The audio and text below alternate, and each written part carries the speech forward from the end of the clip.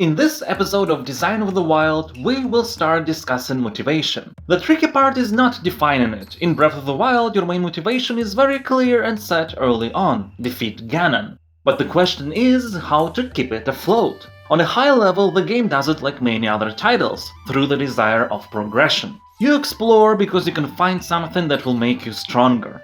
But the devil lies in the details, as Breath of the Wild does not have a progressively opening up world, or level-gated areas, or any other traditional solutions. You can go anywhere from the start. This means that absolutely every place needs to have something useful for progression, regardless of the order you visit those locations in, including coming back to areas you have already been to and finding something you haven't before. This is a very unique set of design challenges, and it will take us several episodes to break down how Breath of the Wild solves them, starting with the basics, the elements that define your position on the progression graph.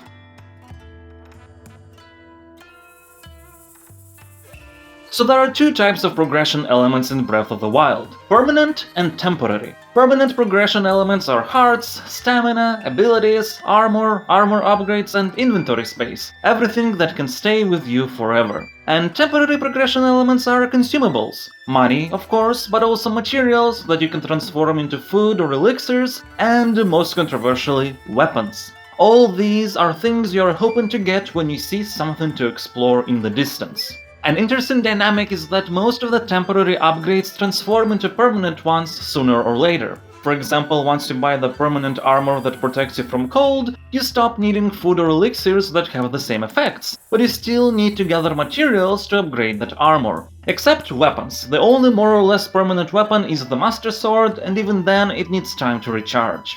To understand why everything is set up like this, we can track our position through a progression graph with two axes. One is, generally speaking, the power level, everything that makes you stronger and be able to do and take more damage. And the other one is adaptability, all the more survivalist aspects like being able to climb longer, swim faster, be protected from lightning or cold, and so on. If we take just permanent progression into account, as we play the game we will steadily move from one part of the graph to the other one, gradually getting more powerful and more adaptable.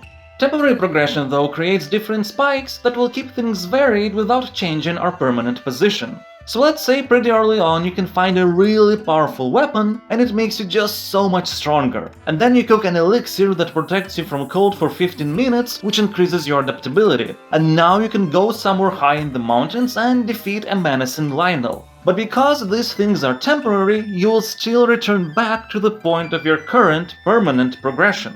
You can potentially keep your temporary progression really high all the time if you continuously search for weapons and cook a lot of food. For example, in principle you can avoid upgrading stamina at all and just have a lot of stamina boosting and refilling items.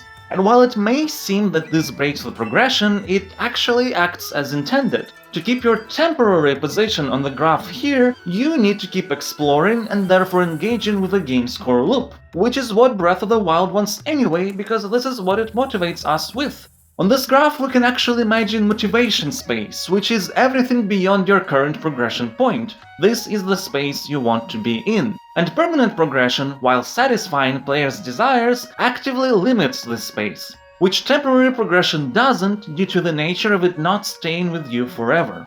You might be seeing where I'm going with this. Weapon durability.